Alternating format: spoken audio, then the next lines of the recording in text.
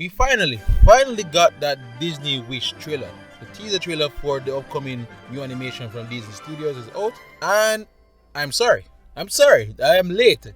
It was released yesterday of this time of recording, and I only got to watch it this morning.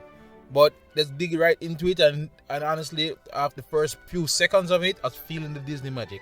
You hear the narration kicking in, the music, the score, and you're watching it and you're like, feeling that Mickey Mouse magic. Then the early plot twist happen. Realize the villain is here to steal wishes, and then to me personally, it just descend into something that felt a bit generic. Everything going on from there just felt a bit bland.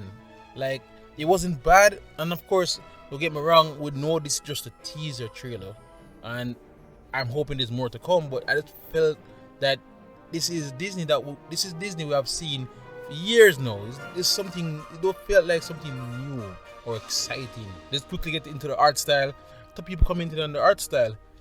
It's a cel-shaded look they're going for, and from the trailer anyway, to me it doesn't really mesh. It doesn't really come off as way I would like it. But this movie is only going to release in November, so there's hoping they see these early screenings and they will touch up some stuff towards the end for the movie real.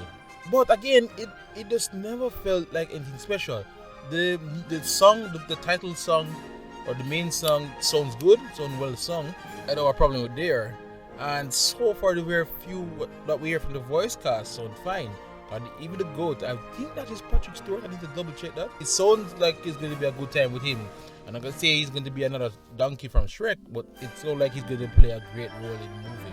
But yeah, guys, just overall, I wanted, like, this movie was anticipated. Honestly, we knew about it for a while now, and I was actually having high hopes for it.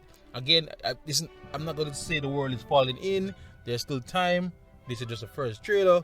But when you come with the first trailer, you kind of want to wow us. You want to leave a good impression.